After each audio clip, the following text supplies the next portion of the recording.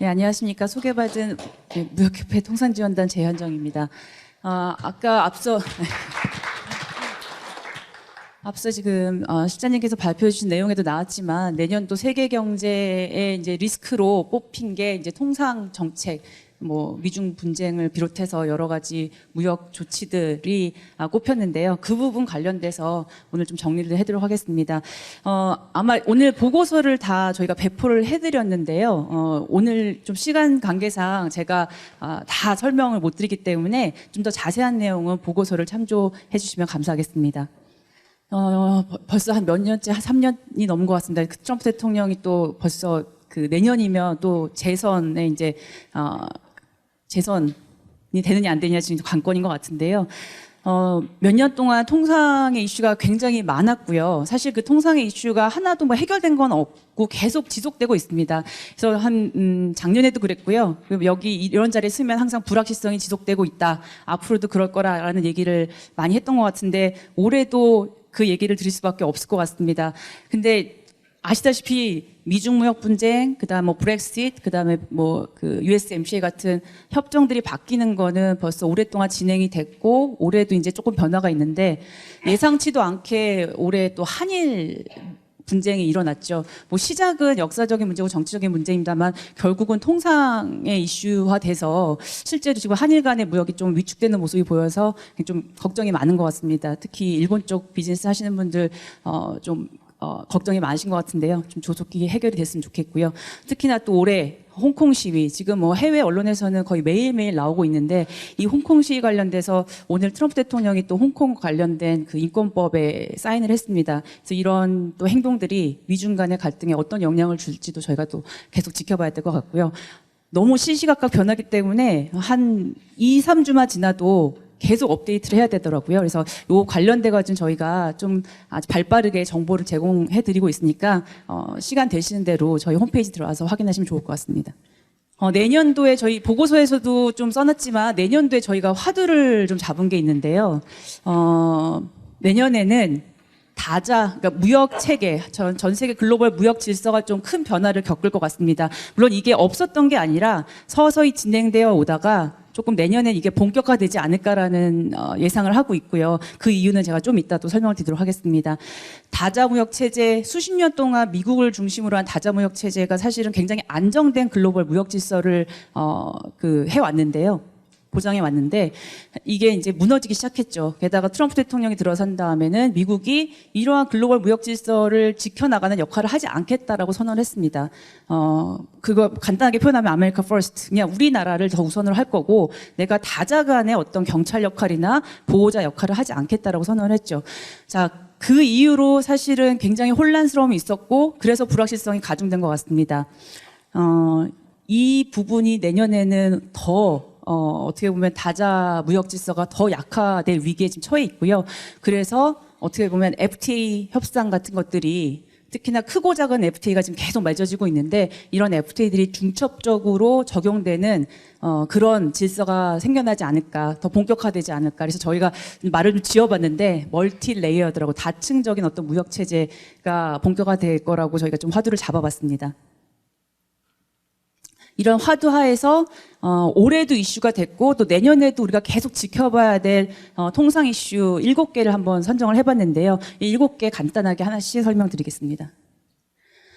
첫 번째는 WTO의 위기인데요. 다다음 주입니다. 12월 10일에 WTO로서는 역사상 굉장히 좀 그 전례 없는 위기를 맞이하게 되는데 그 이유가 뭐냐면 아마 신문에서 좀 보신 적도 있을 것 같습니다.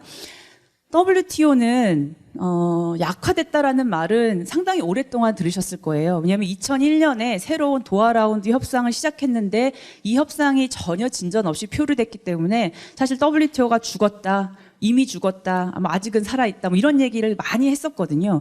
자, 그런데도 불구하고 WTO가 그 역할을 했던 이유는 사실 이 분쟁 해결 절차 때문입니다. 우리나라는 이제 중견국가 정도 되는데 우리가 어떤 무역 분쟁이 생겼을 때 이러한 어떤 그 어려움이나 애로를 해소할 수 있는 창구는 사실 국가 간에 없거든요. 그나마 WTO 내에서 우리가 분쟁 해결 절차를 활용을 하면 미국이나 EU 같은 큰 대국을 상대로 뭐 말한 재판에서 이길 수도 있고요. 그게 승소가 되면 또 우리 기업들한테 좋은 쪽으로 제도가 바뀔 수도 있습니다. 그래서 그 개발도상국들한테는 이 WTO 분쟁 해결 절차가 굉장히 중요했는데 그 WTO 분쟁 해결 절차는 2심제거든요. 보통 그 국가들은 이제 3심제를 하는데 WTO는 2심제입니다. 그 2심에 해당하는 상소 기구에 위원들이 7명이 있는데 지금 4명이 빈자리고요. 12월 10일이 되면 2명이 또 임기가 끝납니다. 그래서 이제 한 사람, 요 맨 앞에 있는 이 중국 여자분밖에 남지 않게 되는데, 그럼 왜 뭐가 문제냐 했을 때, 2심의 재판관, 그러니까 이 위원은 반드시 3명이 구성이 돼야 됩니다. 자, 그러면 2명까지 없어지고 1명이 나오면 이제 사건을 맡지 못하게 되는 상황이고, 그러면 상소기구가 기능을 정지하게 됩니다. 자, 그럼 여러분 그 1심에서 판결이 많이 나도 결국은 그 패소하는 국가는 항상 상소를 하거든요. 근데 상소기구가 기능이 없으면 사실 1심의 판결도 영향을 줄 수밖에 없습니다. 자, 그러면 이런 그 분쟁 해결 절차가 약화된다라는 건 WTO 다자체제의 전반적인 그 약화를 가져올 수밖에 없고요. 그래서 많은 전문가분들이, 특히 미국 쪽의 전문가들이 그래도 이 기능을 절대로 마비시키면 안 되고 어떻게든 살려야 된다라고 많이 주장을 해왔습니다. 왜냐하면 지금 WTO가 마음에 안 드는 건 미국이거든요. 그래서 미국이 지금 없어진 위원들을 새로 채워 넣어야 되는 거를 의도적으로 막고 있습니다.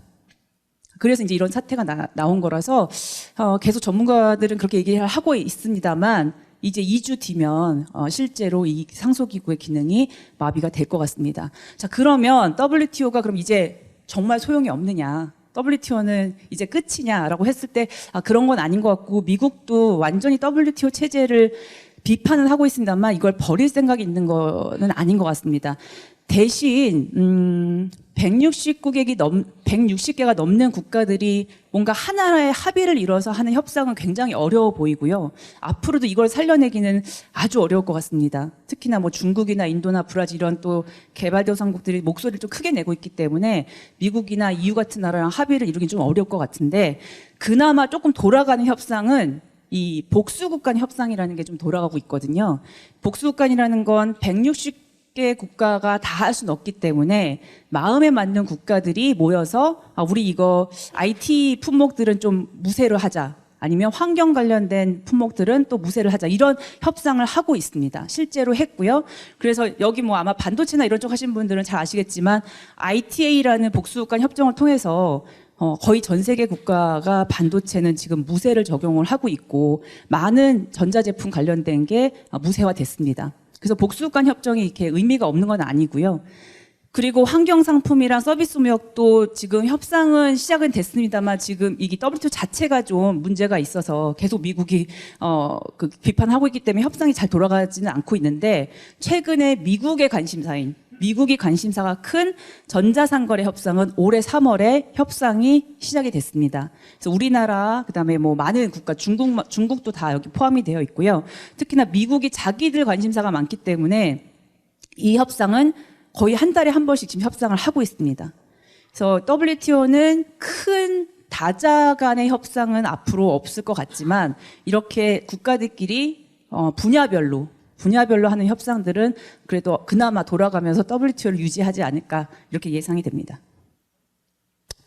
자, 그러면 WTO가 이렇게 위상이 약화되는 동안 가만히 있었던 건 아닙니다. 국가들이 다들 다자 간의 협상은 안 되지만 우리끼리 좀 무역 자유화나 투자 자유화를 해야 되기 때문에 수많은 FTA를 체결을 해왔죠. 그래서 현재 300개가 넘는 FTA가 발효 중입니다. 전 세계에. 우리나라도 16건을 지금 발효 중이고 뭐 50개가 넘는 국가랑 지금 FTA를 하고 있는데요. 최근에 또 경향은 뭐냐면 좀 많은 국가들이 들어간 FTA들이 체결되고 있죠.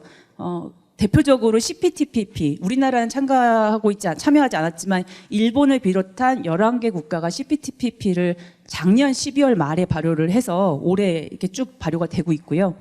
그다음에 USMCA는 나프타를 이제 재개정한 건데 이거는 미국, 캐나다, 멕시코 세 나라밖에 없습니다만 사실 경제적으로는 굉장히 의미가 있는 협상이라 지금 이 협상은 거의 다 끝나서 미국의 비준만 기다리고 있습니다. 아마 초읽기를 하고 있는데 지금 트럼프 대통령의 탄핵건이 좀 걸려서 어떻게 될지 모르겠습니다만 지금 목표는 올해 안에 이 USMCA를 미국에서 비준하는 게 목표입니다. 그리고 RCEP 같은 경우는 중국, 일본, 한국, 그리고 아세안, 뭐 호주, 뉴질랜드 이런 나라들이 16개 국가가 포함된 협상이라 사실 이 RCEP 협상을 좀 기다리시는 기업들이 많았던 걸로 제가 알고 있습니다. 왜냐하면 한중 FTA가 좀 저희가 예상했던 것보다 기대했던 것보다 그 수준이 높지 않기 때문에 RCEP을 통해서 혹시나 더 시장 개방이 되지 않을까 좀 기대하시는 기업들이 있었는데요. 이 RCEP이 최근에 협정문은 타결이 됐고요. 협정문이 타결됐다는 그 의미는 아직 그 양어, 그러니까 상품에 대한 관세를 어떻게 내릴지는 합의가 안 된 겁니다. 사실 제일 중요한 부분이라 국가들이 좀 힘겨루기를 하고 있는 것 같고요. 목표는 내년 초 뭐 상반기까지는 끝내려고 하는 것 같은데 아시다시피 협정문보다 훨씬 더 좀 국가들의 그 이해관계가 대립되기 때문에 조금 시간이 걸릴 수도 있을 것 같습니다. 그리고 신문에서 보셨겠지만 인도는 마지막에 이게 마음에 안 들어서 그 협정문 타결에도 참가하지 않았습니다. 그래서 인도가 되게 중요한 시장이라 포함되는 게 저희한테는 유리한데 아마도 그 마지막 협상까지 좀 지켜봐야 될 것 같습니다. 대신 인도는 지금 우리나라가 이미 FTA가 있고요. 세파라고 현재 그걸 업그레이드하는 협상을 하고 있는데 그 협상이 좀 쉽지는 않은 것 같습니다. 그리고 미국과 일본 간에 아주 소규모의 협상이 이루어졌는데 우리나라한테는 크게 영향을 주지 않는 게 이 협상을 한 이유가, 이 협정을 맺은 이유가 여러분 이 CPTPP를 보시면 미국은 TPP를 탈퇴해서 여기에 들어가 있지 않잖아요. 근데 일본과 뉴질랜드, 호주, 캐나다 이런 나라들이 있기 때문에 일본 시장이 굉장히 큰 농산물 수입 시장이거든요. 일본이 농산물 수입을 많이 하는데 그러다 보니까 미국에 비해서 캐나다나 뉴질랜드나 호주 같은 국가들이 상당히 이제 시장 점유율이 높아졌습니다. 실제로 발효되자마자 한두 달 만에 그게 통계로 나타나더라고요. 특히 이제 소고기, 돼지고기. 그러다 보니 미국의 농업, 이제 농산물 수출하는 주에서 이제 들고 일어난 거죠. 자, 일본 시장을 우리는 뺏기고 있다. 이래서는 안 된다. 우리가 일본이랑 FTA를 체결해야 된다라는 그 저 수요 때문에 요구 때문에 트럼프 대통령이 일본에 대해서 양자 무역 협상을 하자고 제안을 한 겁니다. 일본은 사실 미국한테 CPTPP로 들어오라고 했는데 미국은 지금 현재 트럼프 대통령은 이렇게 다자보다는 양자를 굉장히 좋아하고요. 특히나 일본을 시장 개방을 더 하게 하려면 양자 간에 하는 것보다는 이렇게 둘이 해야 훨씬 더 많이 시장 개방을 얻어낼 수 있기 때문에 그러면서 본인 거는 주지 않을 수 있기 때문에 양자 FTA를 선택을 했고 실제로 일본은 농산물 시장을 거의 다 내준 반면에 일본이 원했던 자동차는 미국이 전혀 내주지 않았습니다. 그래서 요거는 지금 그 아주 스몰 딜인데 나중에 추후에 또 협상을 하겠다고 하거든요. 그래서 그거는 또 내년에 계속 지켜봐야 될 것 같습니다. 그래서 보시면 이제 이게 제가 아까 말씀드린 다층 무역 체제 이렇게 뭐 멀티 레이어드 되어 있는 모습인데 국가 간에 어떤 국가는 CPTPP랑 RCEP에 같이 들어가 있는 국가들이 있고요. 그다음에 또 뭐 일본 같은 경우는 미국이랑도 있고 EU랑도 있고 뭐 다 들어가 있습니다. 한국은 지금 RCEP에 들어가 있고 하지만 우리도 미국 EU 이런 나라들과 다 양자 FTA가 있죠. 제가 굳이 이 그림을 보여드린 이유가 뭐냐면 한국에서만 생산을 하시는 분들은 우리나라가 어떤 나라랑 FTA 체결했는지만 보시면 됩니다. 그래서 FTA를 활용할지 안 할지, 특혜 관세를 받으려면 어떻게 원산지를 해야 되는지만 고민하시면 되는데 사실 요즘 우리나라 되게 글로벌 하잖아요. 많은 나라에 가서 지금 생산 활동을 하시는데 그 생산하는 국가가 또 체결한 FTA를 활용하실 수 있거든요.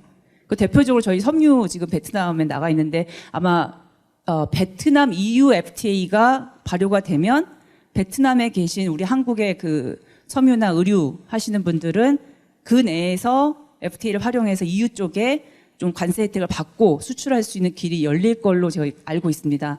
그래서 이제 그런 것들을 좀 보셔야 된다라는 뜻에서, 그러니까 우리나라가 체결한 FTA만 보실 게 아니라 내가 거래하는 국가라든지 생산하는 국가가 체결한 FTA까지도 한번 보시고 활용할 수 있는 여지를 찾아서 전략적으로 좀 활용하시면 좋을 것 같다라는 생각이 듭니다. 그리고 이 부분은 이제 한국의 FTA 지금 전개 상황이고요. 실제로 일본을 제외하고는 우리가 주요 국가는 FTA를 다 체결을 했습니다. 조금 모자란 부분이 이제 중남미 국가 중에 가장 좀 큰 브라질이 저희가 FTA가 아직 체결이 안 돼 있고요. 그다음에 중동이 좀 빠져 있고 아프리카 이런 이제 국가들이 남아 있는데 실제로 FTA가 이렇게 쉬운 나라들은 아닙니다. 그래서 지금 그 남미 같은 경우는 다행히도 그 메르코스루, 브라질이 포함되어 있는 메르코스루랑 FTA를 계속 협상을 하고 있고요. 제가 그 10월에 브라질을 발표하러 갔다 왔는데 브라질 자체는 좀 의지가 있는 것 같습니다. 근데 문제는 메르코스루에 브라질 말고도 아르헨티나, 파라과이, 우루과이 들어와 있는데 아르헨티나가 지금 별로 이렇게 상황이 좋지가 않아서 그 부분이 좀 문제긴 한데 브라질 자체는 과거에 비해서는 조금 더 이런 무역 협정을 체결하는 데 있어서 좀 적극적인 자세를 보이고 있는 것 같습니다. 제가 가서 발표한 것도 우리랑 꼭 해야 된다 뭐 이런 말을 하고 왔는데 그리고 그 중동 쪽으로 오면 사실 중동은 우리가 못하는 좀 이유도 있거든요. 왜냐하면 석유 제품이 많이 들어오는데 그 관세를 낮춰주는 게 사실 우리나라 입장에서 그렇게 쉬운 일이 아니라서 걸림돌이 있습니다만 그래도 이스라엘과 그 협상을 올해 타결을 했기 때문에 또 이스라엘과는 또 내년도에 협정이 발효될 수 있을 것 같고요. 그리고 아프리카는 아직 불모지긴 합니다. 옛날에 남아공은 좀 얘기가 있었는데 아프리카는 좀 불모지고 그 다음에 기존에 맺었던 FTA가 시장 개방 순위 좀 낮아서 그걸 업그레이드하는 협상을 저희가 하고 있습니다. 그래서 양자 차원에서 지금 필리핀, 말레이시아, 인도네시아랑 협상을 추진 중인데요. 그러니까 한 아세안 FTA보다 훨씬 더 개방 수준을 높이는 협상인 거죠. 이미 베트남이랑 그런 협상을 해서 발효 중이고요. 그래서 인도네시아랑 타결이 됐고 그다음에 필리핀이랑 말레이시아는 지금 계속 협상을 해서 아마 내년 상반기까지는 마무리가 될 수 있지 않을까 생각이 듭니다. 자, 그다음 네 번째 이슈입니다. 네 번째 이슈는 미중 갈등 이게 뭐 끝날 듯 말 듯 뭐 아까도 말씀하셨지만 앞서서도 뭐 미중 갈등이 끝나는 건 없을 것 같고요. 아마 그 뭐 미국의 전문가나 전 세계의 어떤 그 전문가들 얘기가 정권이 바뀌어도 심지어 민주당이 정권을 잡아도 이 미중 갈등은 지속될 거라는 게 중론이고 저도 사실 개인적으로 그렇게 판단을 하고 있습니다. 여기는 제가 이제 그 갈등이 지속될 거라는 거 외에 실제로 이제 미중 간의 전쟁이 시작되면서 관세 부과에서 이제 시작이 됐는데 관세 부과는 벌써 몇 차례 이루어졌고요. 그 다음에 이제 12월 15일에도 또 예정이 돼 있습니다. 만약에 얼마 전에 미중 간에 좀 스몰 패키지로 된 딜이 잘 끝나면 이 12월 15일 부과되는 게 연기가 될 것 같고요. 근데 지금 만약에 협상이 잘 안 되면 그대로 부과될 가능성이 큽니다. 근데 문제는 12월 15일에 부과될 품목들은 이제 소비재가 들어갑니다. 그래서 미국도 굉장히 부담이 되는 품목들이에요. 왜냐면 여기에 관세가 부과가 되면 소비자 그 어떤 물가에 영향을 줄 수 있기 때문에 사실 마지막에 밀어놨던 품목들이거든요. 그래서 12월 15일 거는 좀 연기가 됐으면 좋겠는데 미중 간의 협상이 잘 됐으면 좋겠습니다. 그래서 좀 기다려봐야 될 것 같고요. 이렇게 관세가 부과됐을 때 부과되자마자 어떤 미중 간의 수출입에 영향을 바로 주지는 않은 것 같습니다. 오히려 관세가 부과되고 앞으로 부과될 게 있기 때문에 그 부과되기 전에 빨리 물건을 실어 나르자라는 그게 더 강해서 실제로 작년에는 중국의 대미 수출이 더 늘었거든요. 여기서 보시면 2018년에는 그러니까 이거는 미국 기준으로 수입인데 미국의 대중국 수입이 늘었었습니다, 오히려. 그러니까 밀어내기를 많이 했던 거죠. 물론 다른 요인도 있겠습니다만 그런 게 있다가 올해는 확실히 대중국 수입이 많이 줄어드는 모습을 보실 수 있습니다. 그래서 10% 이상 줄었고요. 대신 그러면 중국으로부터 수입 안 한 걸 어디로 갔을까 했을 때 좀 찾아봤더니 멕시코라든지 그다음에 우리나라도 좀 해당이 되고요. 그리고 베트남은 정말 많이 늘었죠. 30% 이상 가량 늘었는데 그리고 프랑스, 인도, 대만 이런 나라들이 중국을 조금 대체한 효과가 있는 걸로 보입니다. 그래서 아마 이러한 그 움직임은 오히려 내년에 더 가시화될 것 같고 아까 말씀드린 12월 달 관세가 부과가 되면 내년에 이제 더 영향을 줄 것 같습니다. 다섯 번째 이슈는 이제 총성 없는 무역 전쟁이라고 저희가 그 이름을 붙여봤는데 여러분 여기에도 지금 뭐 관계되는 분이 계실지 모르겠지만 우리 철강협회 철강 기업들 때문에 석유화학 이쪽 기업들은 사실 반덤핑과의 전쟁을 하고 계시거든요. 그래서 미국에서 정말 많은 반덤핑 상계 관세를 부과를 했고 이게 문제는 전 세계적으로 지금 이게 확산이 됐습니다, 실제로. 그래서 뭐 EU에서도 세이프가드를 했고요, 철강 같은 경우는. 그리고 최근에 특히 올해 인도가 굉장히 공격적으로 지금 이 반덤핑 상계 관세를 활용하고 있습니다.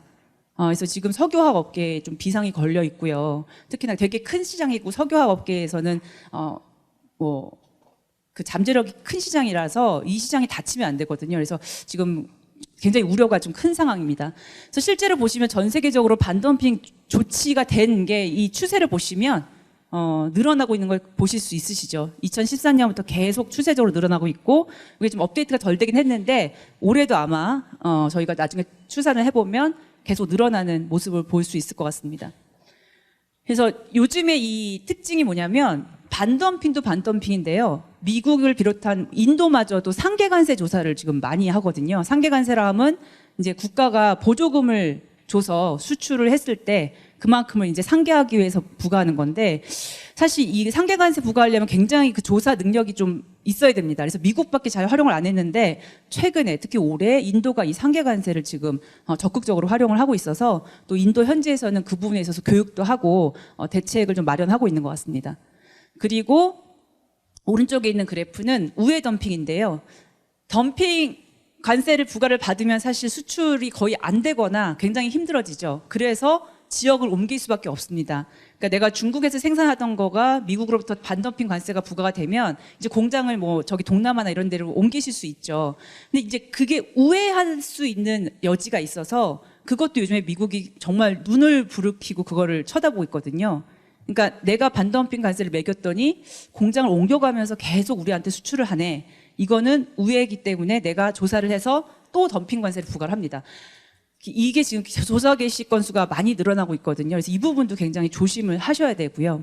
그리고 여기 이 표를 보시면 보시다시피 인도, 중국, 터키, 인도네시아 이런 그 신흥 개도국들이 반덤핑이나 상계관세, 그러니까 이 무역구제 조치를 활발하게 사용하고 있는 것을 보실 수 있습니다.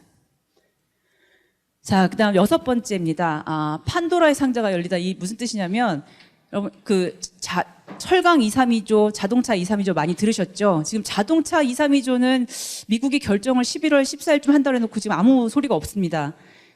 이게 더 불안하긴 한데요. 이 232조가 다 그런 거죠. 국가 안보를 위협하기 때문에 철강 수입을 막겠다. 자동차 수입을 막겠다. 이 허무맹랑한 소린 것 같긴 한데 뭐 미국이 얘기하니까 그게 또 이게 안보에 위협이 되나 보다 이런 생각도 들고요. 그거에 대한 논리는 뭐 충분히 만들어 놨습니다. 근데 굳이 미국이 안보 위협을 근거로 이런 수입을 규제하는 조치를 하는 이유는 아까 이제 봤지만 WTO의 규정상 WTO의 모든 이제 규정을 저희가 준수를 해야 되는 의무가 있는데 국가 안보가 위협이 될 경우에는 예외가 있습니다. 그래서 항상 미국은 내가 이걸 준수해야 되는 건 아는데 우리 국가의 안보 위협이 되기 때문에 내가 이런 조치를 취한다라고 굉장히 구실이 좋거든요. 그래서 계속해서 이런 걸 쓰고 있고 실제로 일본이 우리나라한테 한 그 수출 통제 강화도 사실 이 안보 위협이랑 관련이 된 겁니다. 그래서 지금 이제 미국 그다음에 일본 이런 케이스가 있는데 혹시나 계속해서 보호무역이 좀 더 확산이 되고 자국 어떤 그 위주로 계속 가다 보면 계속 안보, 나 국가 안보이기 때문에 이렇게 한다라는 게 좀 더 많은 국가들이 이런 거를 쓸까봐 좀 굉장히 우려가 되고 있고요. 그런 의미에서 제가 이제 판도라의 상자가 열렸다라는 표현을 썼습니다. 이게 브렉시트는 보기만 해도 제가 이렇게 한숨이 나오는데 특히 이쪽 하시는 분들 답답하시죠? 이게 언제 끝날지도 모르고 이게 끝나도 끝나는 게 아니거든요. 이게 출구 없는 브렉시트, 진짜 출구가 안 보이는데 브렉시트의 핵심은 뭐라고 해야 되나요? 제가 봤을 때 처음부터 그 국민투표를 했을 때부터 단추가 잘못 끼워진 것 같습니다. 영국 국민들이 이 브렉시트가 뭔지 모르고 투표를 한 것 같거든요. 지금 와서 후회하는 사람도 많이 있을 것 같고요. 어떻게 보면 여론이 굉장히 반반 나뉘어 있어서 더 문제인 것 같고 한쪽으로 쏠리면 괜찮은데 찬성이나 반대가 비등비등한 게 더 큰 문제인 것 같습니다. 브렉시트는 지금 총리가 바뀌어가면서까지 계속 지금 문제가 되고 있잖아요. 지금 메이 총리가 사퇴를 하고 보리스 존스 총리가 지금 이끌고 있는데 보수당을 정말 많은 스토리가 있습니다. 이거는 아마 한두 시간을 말씀드려도 모자란데 핵심은 지금 왜 자꾸만 영국 의회에서 이거를 EU랑 다 합의를 뭔가를 했는데 영국 의회가 지금 이거를 수락을 안 하는 거거든요. 왜 안 할까? 그거의 핵심 사항은 사실은 이 북아일랜드 문제입니다. 여기 제가 일부러 이 지도를 그려왔는데 저도 이쪽의 역사를 잘 모릅니다만 아일랜드 옛날에 뭐 벨파스트 협정도 있고 뭐 IRA인가요? 많았죠. 좀 유혈 사태가 많았던 곳이죠. 딱 보시면은 이게 느낌이 오시는 게 영국이 여기 있고요. 아일랜드라는 섬이 여기 있는데 아일랜드 공화국이 있고 이 위에가 북아일랜드. 이 북아일랜드는 이제 영국이거든요. 영국. 그러니까 똑같은 섬인데 나라가 다릅니다. 그래서 유혈 사태가 있다가 그 평화 협정을 맺고 굉장히 그냥 평화롭게 지금 지내고 있거든요. 근데 문제는 브렉시트가 되면 아일랜드는 EU인데 요 북아일랜드는 영국이기 때문에 익싯을 해야 되잖아요. 자, 그럼 지금까지는 EU의 모든 규정을 따랐던 이 노던 아일랜드가 영국의 기준이나 영국법을 해야지 EU법을 따르지 않게 됩니다. 그리고 심지어 나라가 다르기 때문에 여기에 보더가 생겨야 되거든요. 그렇잖아요. 나라가 다르기 때문에. 지금은 국경이 없는 것처럼 지내고 있는데, 그래서 이 국경을 만들겠다고 했더니 이제 난리가 난 겁니다. 과거에 유혈 사태가 있었는데 이 국경이 없어졌다가 다시 국경을 만든다는 거는 과거로 회귀되는 거다. 절대로 안 된다. 그래서 이제 이걸 반대를 했던 거고, 그래서 총리들이 이거를 어떻게든 막으려고 무슨 백스탑이라든지 이런 거를 개념을 개발을 해서 했는데, 저도 사실 개인적으로 저는 이게 좀 수긍이 안 되는데, 브렉시트를 하지만 이 노던 아일랜드는 EU의 법을 준수한다라는 식으로 얘기를 한 거예요. 좀 이상하죠. 나라의 아이덴티티는 영국인데 영국이 브렉시트를 하더라도 모든 어떤 규범이나 이런 거를 EU를 따르겠다. 그게 그럼 EU일까요? 영국일까요? 그래서 사실은 이 북아일랜드 내에서도 두 파가 나뉩니다. 나는 무조건 영국에 붙겠다라는 파랑, 그래도 그냥 아일랜드랑 친하게 지내라라는 파랑, 여기도 비등비등 하더라고요. 그래서 지금 여기가 좀 어렵습니다. 굉장히 이 이슈가. 이게 제일 큰 걸림돌이 돼서 계속 지금 합의가 안 되고 있는 상황이고요. 자, 그래서 지금 마지막 그 보리스 존스 총리가 그러면 투표를 하자, 또 총선을 하자 해서 12월 12일 날 지금 총선을 하면 이제 보수당이 또 집권을 할지 아니면 또 의외로 그 노동당이 또 그 선전을 해서 승리를 할지 지켜봐야 되는데, 사실 아직까지는 여론은 보수당 쪽에 있는 것 같습니다. 그래서 만약에 보수당이 승리를 하면 보리스 존스 총리가 기존의 EU의 합의안을 다시 한번 밀어붙여서 실제로 1월 30일로 연장된 브렉시트가 가능해질 것 같고요. 가능성이 높아질 것 같고요. 대신 노동당이 정말 놀랍게도 또 승리를 하게 되면 노동당은 지금 입장이 EU랑 다시 재협상을 하겠다. 그리고 또다시 두 번째 국민투표를 하겠다는 입장입니다. 그러면 완전히 그 국면이 변하게 되고요. 그 다음에 세 번째는 과반 정부가 부재가 되면 투표가 또 이제 반반 나뉘어서, 그렇게 되면 이제 전국이 굉장히 혼란하고 이 브렉시트의 국면은 또 연장되고 또 이제 연장되고 그럴 수밖에 없는 상황이라 지켜봐야 되는데, 지금은 보수당 승리가 조금 더 가능성은 높은 것 같은데요. 한번 봐야죠. 왜냐면 여론조사가 항상 안 맞았다고 하더라고요, 거기도. 그래서 이제 12월 12일 이후에 또 요 내용이 업데이트가 되면 저희가 알려드릴 예정입니다. 예, 그래서 여기까지 설명 마쳤고요. 아이고, 내년에도 이슈가 많고요. 특히나 미국 대선 관련돼서 아마 굉장히 시끄럽고 또 누가 될지에 대해서도 많은 뉴스가 나올 것 같은데요. 내년에도 저희가 어떤 세미나나 아니면 보고서를 통해서 또 발빠르게 정보 전달해드리도록 하겠습니다. 네, 감사합니다.